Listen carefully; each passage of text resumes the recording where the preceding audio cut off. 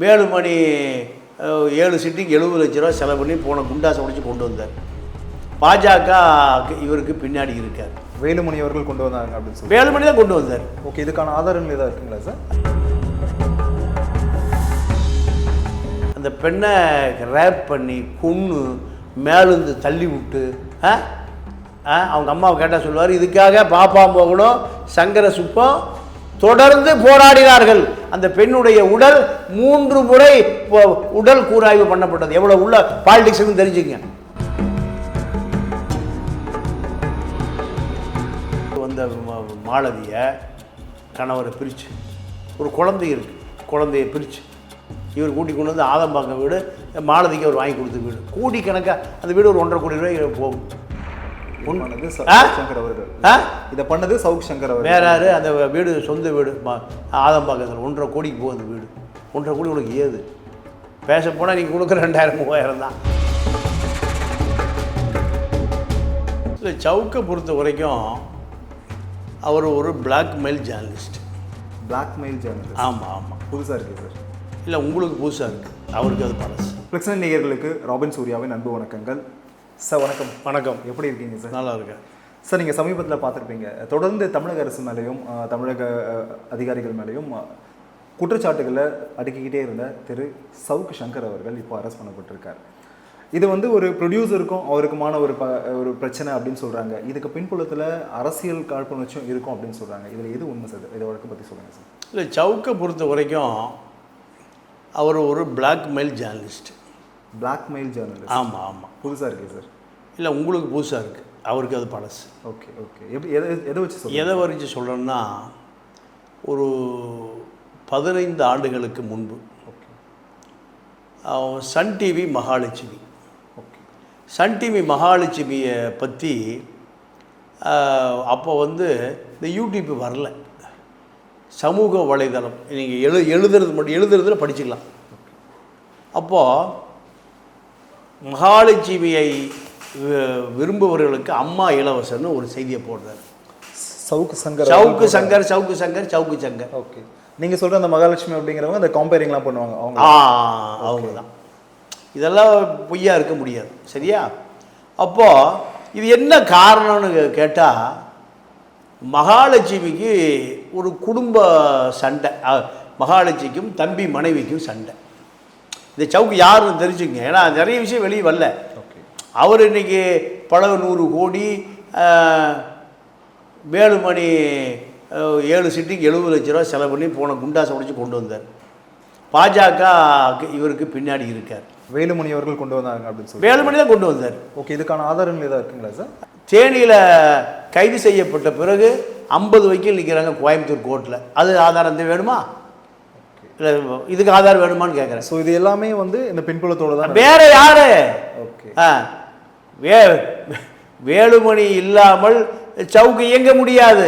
இப்போ என்னன்னா, வேலுமணி மூலம் உதயநிதி நிற்கிற சேப்பாக்கம் தொகுதியை எடப்பாடிட்டு வாங்கி கொடுன்னு வேலுமணிகிட்ட அழுத்தம் கொடுக்குறாரு சவுக்கு. அவர் இப்போ அவருக்கு யூடியூப்பரை தாண்டி எம்எல்ஏ ஆகணும்னு ஆசை வந்துருச்சு.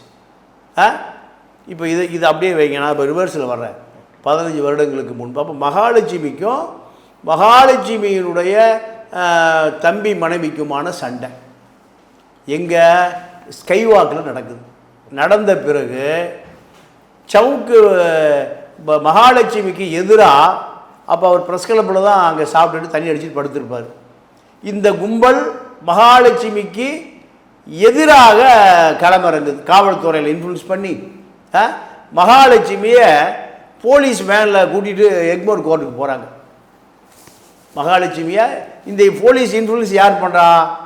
சவுக்கும் ப்ரெஸ் கிளப்பும் பண்ணுது, பழைய ப்ரெஸ் கிளப், சரியா? அப்போ போன பிறகு மகாலட்சுமி பால் கனகராஜுடைய தடா சந்திரசேகருடைய அந்த அம்மா ஜூனியர், அந்த அம்மா ஒரு வழக்கறிஞர் ப்ளஸ்ஸு செய்தி வாசிப்பாளர். அந்த அம்மா சட்ட உதவியை கேட்குற பொழுது பால் கனகராஜ் அன்றைய பார் கவுன்சில் தலைவர், அவர் ஒரு வழக்கறிஞர் டீமை கூட்டிகிட்டு போய் பெயில் எடுத்து கூட்டிகிட்டு வந்தார். இல்லைன்னா அன்றைக்கி மகாலட்சுமி எங்கே? சிறையில். அப்போது இந்த சவுக்கு என்ன பண்ணுறாரு, பால் கனகராஜா எங்களுக்கான சண்டையில் நீங்கள் தலையிடாதீங்க, நீங்கள் விலகிங்கிறார். அப்போது ஏமா நீங்கள் காம்ப்ரமைஸாக போங்க. அவங்க இல்லை, என்னை சட்ட ரீதியாக நான் நீதிமன்றத்தில் தண்டனை வாங்கி கொடுக்கணும் சவுக்குக்கு. மகாலட்சுமி வழக்கை வாபஸ் வாங்க மறுக்கிறார். அப்போ பால் கனகராஜா இந்த கும்பல் த்ரெட்டன் பண்ணுது, மிரட்டுது. எந்த கும்பல்? இந்த ப்ரெஸ் கிளப்பு சவுக்கு தான். ஓகே, ப்ரெஸ் கிளப்பே அப்போ அவர் முன்னாடி இருந்திருக்குன்னு சொல்கிறீங்க? ஆமாம், இது நான் முழுசாக சொல்லிட்டு வரேன் கேளுங்க. அப்புறம் என்ன நடந்ததுன்னா, பால் கனகராஜ் விலகிட்டார் காம்ப்ரமைஸ் ஆகி சொல்லி. இந்த வழக்கு அப்படியே சங்கர சுப்பிட்டு போகுது. சங்கர சுப்பிட்டு போன பிறகு சங்கர சுப்பை விரட்டப்படுகிறார். அப்போ அவருடைய பையனை காவல்துறை அதிகாரிகள் கொண்டு ஐசிபி ஏரியில் வீசிட்டான். அவருடைய மகனுடைய உடல் எங்கே கிடக்குது? ஐசிபி ஏரியில். அது ஒரு தனி கதை. அப்போது சங்கர சுப்பை மகனை கொன்று தடயங்களை மறைக்கிறார்னு சவுக்கு இணையதளத்தில் வருது. எதுக்கு? மகாலட்சுமி ஆஜராகாத எவ்வளவு கொடிய குற்றவாளின்னு பாருங்க. அப்போது சங்கர சுப்பு நான் யாருக்கு ஆஜராகணும், என்ன வழக்கு நடத்தணும், இதெல்லாம் நான் முடிவு பண்ணுமே தவிர நீங்கள் முடிவு பண்ணக்கூடாது. இதுக்கு ஆதாரம் வேணுமா? ஓகே, ஸோ இந்த பிளாக்மெயில் அப்படிங்கிறத ஆரம்பத்துலேருந்தே அவர் பண்ணிட்டு வர்றாரு அப்படின்னு சொல்றீங்க. இதுக்கான காரணம் என்னவா இருக்கும் சார்? எதுக்காக பிளாக்மெயில்? பணம் தான், வேறு என்ன? இவருக்கு என்ன, இவர் பெரிய அரசியலில் ஆட்சி அமைக்கிறதுக்கா பிளாக்மெயில் பண்ணுறாரு? அப்போ இவ்வளவு நடந்த பிறகு முழுசாக கேட்டுங்க, இன்னும் நிறைய விஷயம். இவர் சிடி செல்வம் கோர்ட்டில் ஹைகோர்ட்டில் போய் சங்கர சுப்பு வேதனைப்படுறார். என்னுடைய மகனுடைய கொலைக்கு நானே காரணம்னு சவுக்கு இணையதளத்தில் வருதுன்னு சொல்கிறாங்க. சொன்ன பிறகு சிடி செல்வம் உயர்நீதிமன்ற நீதிபதி ட்ராய்க்கு நோட்டீஸ் போட்டு இதை எடுத்திருக்கேங்கிறார். இதை எடுத்திருக்கேங்கிறார். இதுக்கு ஆதாரம் வேணுமா? அப்போது எடுக்க முடியாதுங்கிறாங்க. அதை பேன் பண்ணுறார்.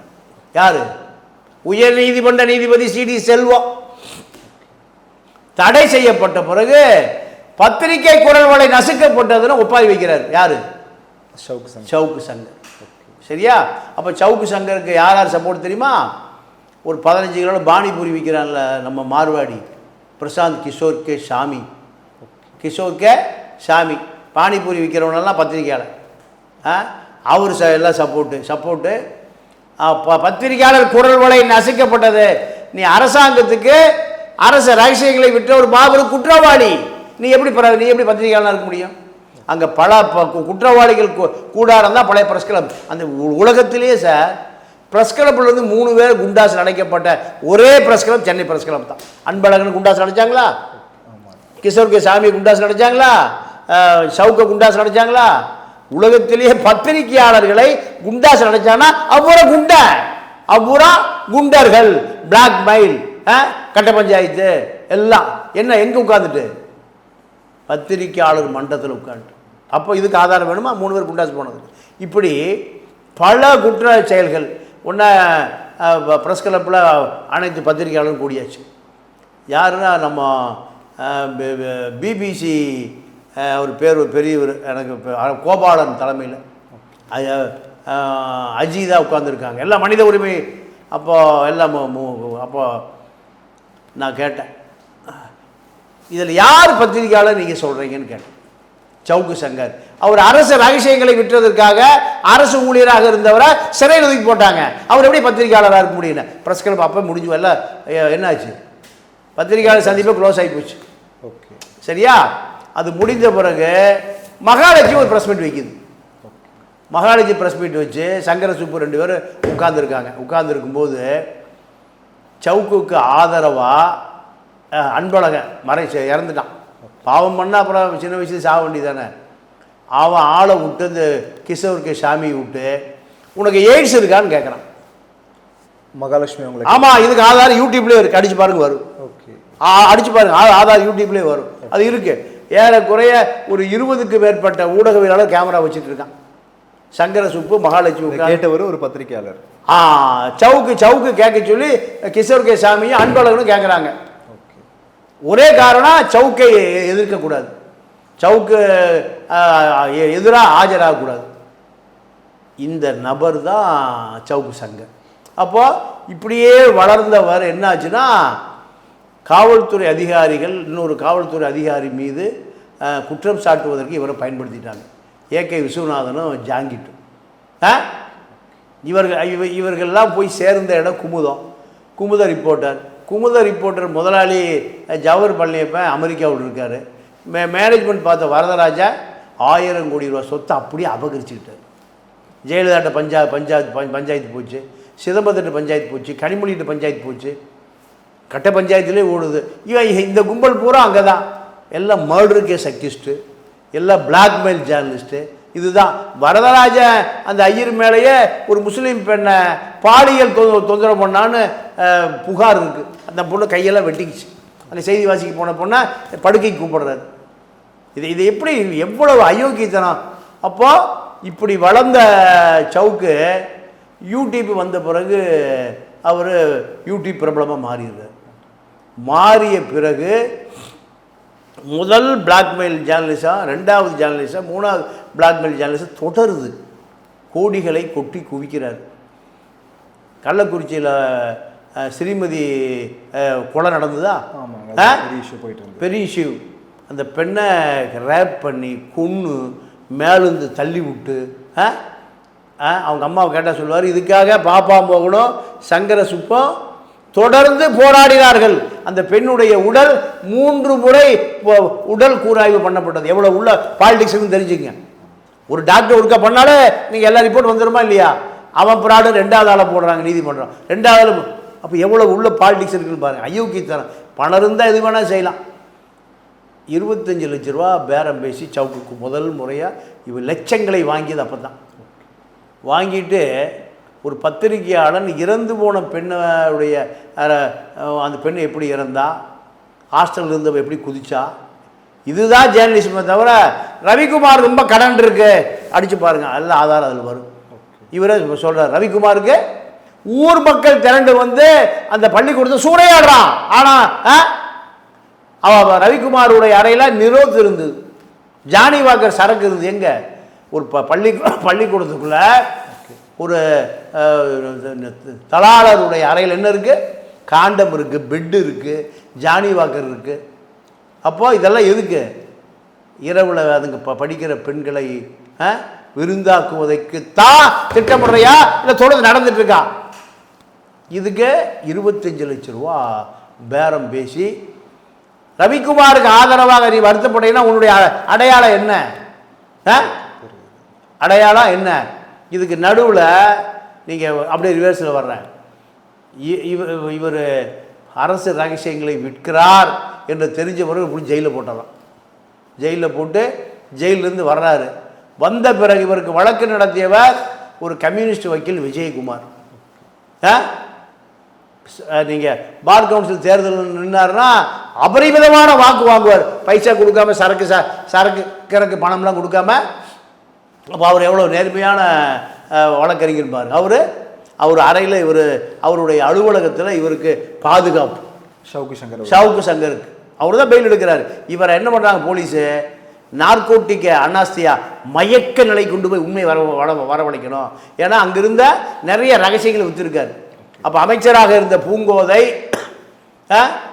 விஜிலன்ஸ் கமிஷனருக்கு ஒரு மீது இருந்த வழக்கை நீங்கள் மறைக்க சொல்லுது அந்த அம்மா. அதெல்லாம் டேப்பு. அப்போது விஜயகுமார் தான் இவரை காப்பாற்றுறார். அப்போ விஜயகுமார் அறையில் ஒரு பெண் வழக்கறிஞர் இருக்காங்க. பெண் வழக்கறிஞருக்கு திருமணம் ஆயிடுச்சு. கணவர் ஒரு பத்திரிகையாளர், ஒரு பத்திரிகையாளர். அந்த பெண்ணை இவர் கூட்டு ஓடிப்பிட்டார். யார்? சவுக்கு. ஓகே. ஒரு பத்திரிகையாளருடைய மனைவி, அவர் பேர் வேண்டாம், அதுதான் சவுக்கு. முதல்ல கல்யாணம் மனைவி இருக்கிறார். இவர் அடுத்தவனுடைய மனைவி, ஒரு பத்திரிகையாளருடைய மனைவி கூட்டிகிட்டு ஓடி போயிடுறார். குடும்பத்தை பிரித்து, குழந்தைய பிரித்து. இவன் பத்திரிக்கையாளனா, இவன் ஒரு சமூக விரோதி. அதோட அவர் விரட்டி விட்டுறார். யார்? விஜயகுமார் விரட்டி விட்டுறார். விரட்டி விட்ட பிறகு இன்னொரு ஒரு வழக்கறிஞர் போனார். இப்போ எனக்கு அவன் பேர் மறந்து போச்சு. இப்போ நேராக போய் சேர்ந்த இடம் ப்ரெஸ் கிளப். அங்கே உட்கார்ந்து அதன் பிறகு இவர் யாருக்கு ஆதரவாக மாறுறாரு? யாருக்கு சார்? நேரடியாக யாருக்கு ஆதரவாக மாறுறாருன்னா, முதல் வேலையாக அண்ணாமலைக்கு ஆதரவாக மாறுறார். பிஜேபி ஆதரவாளர். திமுக ஃபைல்ஸ் 1 ஃபைல்ஸ் 2 கத்திரிக்காய் எல்லாம் இவர் தான் மூளை, அண்ணாமலைக்கு ஆதரவாளரா. அப்போ பிஜேபி ஸ்டாண்ட் எடுத்துட்டாரா? ஒரு பத்திரிகையாளர் பிஜேபி ஸ்டாண்ட் எடுப்பதா பத்திரிகையாளர்? அதிமுக பக்கம் போகாது. இப்போ எந்த கட்சியில் வேணால் போய் இப்போ எவன் காசு கொடுத்தாலும் அடிக்கிறது. ஸோ ஆரம்பத்துலேருந்தே இதை ரெகுலராக பண்ணி இதுதான் ரெகுலர். இப்போ இந்த வழக்கு இருக்கு இல்லைங்களா, இந்த வழக்கு பின்புலத்தில் ஒரு அரசியல் தலையீடு இருக்கும் அப்படின்னு சொல்கிறாங்க. பட் ஆனால் அந்த ப்ரொடியூசரும் இயக்குனருமே இன்டர்வியூ கொடுத்துருக்காங்க, நாங்கள் தான் இந்த வழக்கு கொடுத்துருந்தோம், இந்த மாதிரி சமூக வலைத்தளத்தில் தப்பாக பதிவிட்டிருந்தார் அப்படின்ட்டு. பட் ஆனால் இதில் அரசியல் பின்புலம் இருக்குது. என்ன காரணம் சார் இந்த வழக்கு? இல்லைங்க, இது அரசியலும் இல்லை பின்புலம் இல்லைங்க. இவன் ஒரு பிளாக்மெயில் ஜேர்னலிஸ்ட்டு தான். நீங்கள் இவர் எங்கே முதல்ல உட்கார்ந்துருந்தாருன்னா திமுகவுக்கு ஆதரவாக கொஞ்ச நாள் இருந்தார் திரு சவுக் சங்கர் அவர்கள். ஆமாம் ஆமாம், போய் முதலமைச்சர்லாம் போய் பார்க்குறாரு, ஆலோசனை சொல்கிறார். இதெல்லாம் அவங்க கேட்கல, வேலை பார்த்து போனாங்க. அப்புறம் அண்ணாமலைகிட்ட போய் சேர்ந்துட்டார். அண்ணாமலைகிட்ட போய் சேர்ந்து யாருக்கு அண்ணாமலைகிட்ட போயின பிறகு திமுகவை எதிர்த்து மணிக்கணக்கு அடிக்கிறாரு. அங்கே சொத்து இங்கே சொத்து, நிவேதா பெத்திராஜ் கூட தொடர்பு, அதெல்லாம் செய்தியில் வந்துதா. ஆமாம், இப்படி. ஸோ இது எல்லாத்தையுமே சொன்னது வந்து சவுக் சங்கர் அவர்கள் தான் சொல்கிறீங்க இல்லைங்களா? சவுக்கு சங்கர் தான். ஓகே. அப்போ அண்ணாமலை அரசியலுக்கு புதுசு. அண்ணாமலை இன்னொரு பிளாக்மெயில் ஜேர்னலிஸ்ட் மதன் ரவிச்சந்திரன் ஒருத்தர் தான் தெரியுமா? தெரியும். 2 பேரும் தான் அண்ணாமலைக்கு இந்த தகவலெல்லாம் கொடுத்தது. அவனும் பிளாக்மெயில், இவனும் பிளாக்மெயில். அப்போ அண்ணாமலைகிட்ட இருந்து அடுத்து இப்போ எங்கே போகிறாங்கன்னா ஏடிஎம்கே வேலுமணிகிட்ட போய் செட்டில் ஆகிறாங்க. கொடைநாடு கொலை வழக்க எடப்பாடியை மிரட்டி 10 கோடி ரூபா கேட்டு 8 கோடி ரூபா வாங்குறாரு. சவுக்கு சங்கர். நீ பேச சொல்லுங்களா, கொடைநாடு கொலை வழக்க பேசியிருக்காரா, கேட்டிருக்கீங்களா? அப்போது இப்போ வரைக்கும் எடப்பாடி பார்க்கவே மாட்டேங்கிறார். என்னையே மிரட்டி காசு வாங்கினோன்னா நான் இதுக்கு பார்க்கணும், உங்களுக்கு சீட்டாக வேணும், நோட்டு தரேன், இப்படி இருக்குது. அப்போது வேலுமணிகிட்ட வர்றாரு. வேலுமணிகிட்ட இருந்து அப்புறம் சீமாங்கிட்ட வர்றாரு. வந்தாரா? சீமாங்கிட்ட கொஞ்ச நாள் சீமாங்கிட்ட இருந்தார். ஆனால் சமீபத்தில் உங்களோட இன்டர்வியூ ஒன்று பார்த்துருந்தேன். இதுக்கு பின்னாடி ஒரு அரசியல் பின்புலம் இருக்க வாய்ப்புகள் நிறையா இருக்கு. ஏன் பாஜக தான் வேறாரு. ஏன் அப்படின்னா உதயநிதி அவர்கள் நிற்கிற இடத்துல நான் நிற்பேன் தேர்தலில் அப்படின்னு சொல்லியிருந்தாரு. ஸோ அதுக்கான அதிமுக வேலுமணி தான், வேற அதிமுக எடப்பாடி. இப்போ இவர் வந்தா உதயநிதி அவர்களுடைய ஓட்டுகள் குறைஞ்சிரும் அப்படின்னு நினைக்கிறீங்களா நீங்க? ஓட்டு குறைய அளவுக்கு பலவீனமா இல்லை, ஓட்டு குறையுது இல்லைங்க.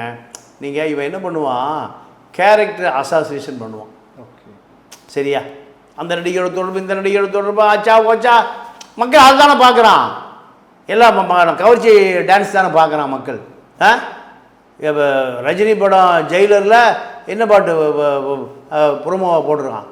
காவாலா பாட்டு தான் போடுறான். காவாலா தான் அதுதான் பார்க்குறான். முதல்ல ஜெயிலர் படத்தில் ரஜினி அவனும் பார்க்கல, தமனாவுடைய காவாலா பாட்டு தான் பார்க்குறான். இவன் அது போல் அந்த நேரத்தில் ஏதாவது அடிச்சு விடுவான், அவர் கேரக்டரை காலி பண்ணுவான். ஓகே. ஆனால் இந்த வழக்கு என்னதான் சார் உண்மையாக என்னதான் நடந்தது சார்? ஏன்னா 1 மாதத்துக்கு முன்னாடி கம்ப்ளைண்ட் கொடுத்தேன் அப்படின்னு சொல்கிறாங்க. 1 லட்ச ரூபா கிட்டத்தட்ட 2 லட்ச ரூபா வரைக்கும் வாங்கிட்டாங்கன்னு அவங்க கம்ப்ளைண்ட் கொடுத்தாங்கன்ட்டு சவுக் சங்கர் அவர்கள் ஒரு வீடியோ போட்டார். ஆனால் அந்த தரப்பு என்ன சொல்கிறாங்கன்னா இல்லை 1 லட்ச ரூபா தான் வாங்கியிருக்காங்க அப்படின்னு சொல்கிறாங்க. என்னதான் சார் நடந்தது வழக்கு? இல்லை, அதாவது ஒரு தயாரிப்பாளர் அந்த ரெட் அண்ட் ஃபாலோன்னு ஒரு படம் எடுக்கிறாரு. இந்த படம் வந்து அஜய் வாண்டையார் நடிச்சிருக்கார். கைது செய்யப்பட்ட சிறையில் தான் அஜய் வாண்டையார். அப்போ இவர் என்ன நினைக்கிறாரு, இது எல்லாமே வந்து ட்ரக்ஸ் மணியில் எடுத்த படம்னு. ஆமாம், அவர் ட்விட்டரில் பதிவிட்டிருந்தார் அப்படிங்கிறத சொல்லியிருந்தாங்க. அப்போ இது வந்து ஒரு பெரிய ட்ரக்ஸு சாம்ராஜ்யத்தில் தொடர்பு இருக்குது, அதில் வந்த கோடிகளை தான் அந்த படம் எடுக்கிறாங்க இப்படின்னு இவர் செய்தி அடித்த உடனேயும், சார் எங்களுக்கு கோடிக்கணக்காக அதில் இன்வெஸ்ட் பண்ணியிருக்கேன், எல்லாம் போயிடும், எடுங்க, சரி ஒரு 10 லட்ச ரூபா கொடு. இதுதான் அவருடைய தொழில். அண்ணாமலையோடு இருந்த பொழுது அவர் கூட இந்த பையனை இப்போ சொல்லியிருக்கான், காசாக்கு 2 பில்டர் ஓனர் வந்து மேனேஜர் நிற்பார். யாருக்கிட்ட? சவுக்கிட்ட. பாசிய கன்ஸ்ட்ரக்ஷன் அபினேஷுடைய மேனேஜர் வந்து நிற்பார். ஸோ அந்த மாதிரி தான் வந்து இவர் வந்து அவங்கள மிரட்டியிருக்காரு அப்படின்னு சொல்லி, இது மிரட்டலுக்காகவே இதை பயன்படுத்தி. வேற என்ன, நீங்கள் பல கதை இருக்கு. இவர் மிரட்டி பணம் வாங்கினதுக்கான பல கதை இருக்கு. அதிகார மையத்தோடு போய் சேர்ந்து கொள்வது, பாஜக பின்னணியில் போய் சேர்ந்து கொள்வது. இவர் ஜிஆர் சாமிநாதன் தான் காவல்துறை தரப்பு சொல்கிறாங்க, கிட்டத்தட்ட 1 மாசமா நாங்கள் சம்மன் அனுப்பிட்டு இருந்தோம், அதுக்கான எந்த இதுவுமே இல்லை அப்படின்ட்டு. ஆனால் போலீஸ் உள்ளே வரும்போது இவர் கால் மேலே கால் போட்டு உட்காந்துக்கிட்டு பேசுறது இதெல்லாம் இருக்குது. இதெல்லாமே என்ன மாதிரியான மனநிலை? நீங்கள் சொல்கிற மாதிரி அரசியல் பின்புலம் இருந்தது அப்படின்னா இந்த வழக்கு அடுத்து எதை நோக்கி நகரும்? இப்போ அவர் ஒரு 30 வழக்கு நிலுவையில் இருக்கு. ஆமாம். எத்தனை வழக்கு? 30 வழக்கு. குண்டாஸ் தான், வேற என்ன? 20க்கும் மேற்பட்ட ஆ FIR பதிவு ஆ பண்ணிருக்காங்க. இப்போ இது 3வது மனைவி தான் மாலதி. மாலதிக்கு ஒரு கணவன் இருக்கு, அவன் ஒரு பத்திரிக்கையாளர். அந்த அம்மா இவர் இன்டர்வியூ எடுக்க வருது. இன்டர்வியூ எடுக்க வந்த மாலதியை கணவரை பிரித்து, ஒரு குழந்தை இருக்குது, குழந்தைய பிரித்து இவர் கூட்டி கொண்டு வந்து ஆதம்பாக்கம் வீடு, மாலதிக்கு அவர் வாங்கி கொடுத்த வீடு, கோடிக்கணக்காக அந்த வீடு ஒரு 1.5 கோடி ரூபாய் போகும். இதை பண்ணது சவுக் சங்கர் அவர்கள். இதை பண்ணது சவுக் சங்கர் அவர்கள். வேற யாரு? அந்த வீடு சொந்த வீடு ஆதம்பாக்கத்தில் 1.5 கோடிக்கு போகுது வீடு. 1.5 கோடி உனக்கு ஏது? பேச போனால் நீங்கள் கொடுக்குற 2000 3000 தான். கோடி உனக்கு எப்படியா வந்தது? டி நகரில் ஒரு வீடு இருக்குது, டாக்குமெண்ட் வேணுமா? ஒரு 5 கோடிக்கு போகும். மாலதிக்கு வாங்கி கொடுத்துருக்காரு. இந்த 5 கோடியே 3 கோடி 4 கோடி, ஒரு 4 கார் இருக்குது, எல்லாமே ஒரு 50 லட்ச ரூபா 60 லட்ச ரூபா. இதெல்லாம் எப்படி தொண்டை தனி கிளிய கத்துனாங்க? இந்த கார்லாம் வருமா? ஸோ இது எல்லாமே தொடர்ந்து பிளாக்மெயில் தான். பிளாக்மெயில், பணத்தை மட்டும் பிளாக்மெயில் பண்ண, அடுத்தவன் பொண்டாட்டியும் பிளாக்மெயில். எவ்வளோ கொடுமை பாருங்க. நான் இதை வந்து வேதனையோடு பதிவு பண்ணுறேன். பெத்த குழந்தைய கணவன்கிட்ட எனக்கு 45 லட்ச ரூபா கொடுத்து குழந்தைய நீயே வச்சுக்க, எனக்கு ரிலீஸ் பண்ணி விட்டுரும், அந்த அம்மா வாங்கிட்டு வந்திருக்கா. இதுக்கு மூளை யார்? அப்போது முதல்ல ஒரு குடும்பம், அது ஒரு பத்திரிக்கையாளர் மனைவி, அந்த அம்மா தனியாக இருக்குது, குழந்தை இருக்குது. 2வது இது குழந்தை தனியாக இருக்குது, கணவன் தனி, குடும்பத்தை பிரித்து இது சைக்கோ தாங்க பண்ணுவான். அப்போ நீ இப்போ பத்திரிக்கையாளர், நீ சொன்னால் மக்கள் நம்புகிறான், 1 லட்சம் பேர் பார்க்குறான், 7 லட்சம் பேர் சப்ஸ்கிரைப் பண்ணுறான். அண்ணாமலைக்கு பின்னாடி கொஞ்ச நாள் இருக்கிறது, அப்புறம் சீமானுக்கு பின்னாடி கொஞ்ச நாள் இருக்கிறது, அப்புறம் வேலுமணிக்கு பின்னாடி கொஞ்ச நாள். ஸோ இது எல்லாமே அவரோட சப்ஸ்கிரைபர் சேர்த்துறதுக்காக அங்கே போகிறாரு அப்படின்னு சொல்லுவார். அப்புறம் விஜய்க்கு பின்னாடி கொஞ்ச நாள். ஆமாம், இப்போ தொடர்ந்து பதிவுகளுமே இந்த கைது அப்படிங்கிறது சரியானது அப்படின்னு டிவிகேவை சேர்ந்த சில பேரும் சொல்லிக்கிட்டு இருக்காங்க இல்லைங்களா? ஸோ இந்த கைதுங்கிறது சரியானது தான் இல்லைங்களா? நீங்கள் சட்டம் தன்னுடைய கடமையை செஞ்சு தான் ஆகணும். உன் அசிஸ்டண்ட் அக்கௌண்ட்டுக்கு எப்படி 1 லட்ச ரூபா வந்தது? அவன் அக்கௌண்ட் அனுப்பிச்சு தான் இது கொடுக்குறாங்க, பிரிண்ட் அவுட் கொடுக்குறாங்களே. உனக்கு என்னையா எனக்கு எப்படி வந்துன்னா தெரியாதுங்கிறார். எப்படி உங்கள் அக்கௌண்ட்டு தெரியாத பணம் வருமா? என் அக்கௌண்ட்டுக்கு எனக்கு கேட்டாலே தர மாட்டாங்க பணம். கேட்டால உழைச்சிட்டு காசு முடியாதனால லேட் ஆகுது. இது எப்படி திட்டமிட்டே பிளாக்மெயில் பண்ணியிருக்காங்க. இது இவனுடைய லைஃப் ஸ்டைலில் இப்போ என்ன ஆகிப்போச்சுன்னா, பல கோடி சேர்ந்து போச்சு. நீ நம்ம அரசியலுக்கு போயிடுவோம். இப்போ சாட்டை விஜய் எது நிற்கிறேன்னு சொல்லியிருக்காரா? ஆமாங்க. இவர் சவுக்கு, அவர் சாட்டை, இவர் சவுக்கு. ஸோ இவர் வந்து உதயநிதி எதிர்த்து நிற்கிறார். எனக்கு இப்போ இவர் மேலே வழக்கு பதிஞ்சிருக்காங்க இல்லைங்களா? ஸோ இதோடைய அடுத்த கட்டமாக வந்து குண்டாஸ் பாயம் அப்படின்னு சொல்கிறீங்க? 100%. ஏன்னா நிறைய வழக்கு நிலுவை. குண்டாஸ் பதிஞ்சுன்னா அவரால் தேர்தலில் நிற்க முடியாது. ஆமாம் ஆமாம். ஸோ இது அரசியல் பின்புலம் இருக்கா அப்படின்னு ஒரு கேள்வி வருது இல்லைங்க? பாஜக பின்னணியில் பாஜக தான் இப்போ அவரை எவ்வளோ பேச சொல்லுது. இல்லை சார், இப்போது அவர் மேலே வழக்கு பதியுது அப்படின்னா அவர் தேர்தலில் நிற்க முடியாது. தேர்தலில் நிற்க முடியலன்னா அவர் நான் உதயநிதிக்கு எதிராக நிற்பேன் அப்படின்னு சொல்லியிருந்தாரு. ஸோ இதுக்கு பின்னாடி ஏதாவது அரசியல் பின்னணி இருக்குமோ அப்படின்னு ஒரு கேள்வி வருது இல்லைங்களா? சார் அரசியல் சார், பெட்டி கடை வைக்கிறதுக்கே அரசியல் வேணும் சார். பெட்டி கடை சாதாரண பெட்டி கடை, அங்கே முதலமைச்சருடைய படத்தை வச்சுருக்கணும். இல்லைன்னா நீங்கள் அந்த ஏரியாவில் இருக்கிற ரொம்ப சிகரெட் வாங்கிட்டு கணக்கு எழுதிட்டு போயிடுவோம். சோடாவை குடிச்சிட்டு கணக்கு எழுதிட்டு போயிடுவோம். வாழைப்பழத்தை பிடிச்சி எழுதி வச்சுட்டு. அப்போ எல்லாத்துக்கும் பின்னாடி ஒரு அரசியல் இருக்குது, ஒரு மர்ம அரசியல் இருக்குது. ஸோ கண்டிப்பாக இவரால் தேர்தல் நிற்க முடியாது. ஸோ குண்டாஸ் பாயப்படும் இல்லைங்க? 100% அதான் உண்மை. நன்றி சார், கலந்து கொண்டு உங்களை கருத்து. நன்றி, வணக்கம். மிக்க நன்றி. ரைட், நன்றி.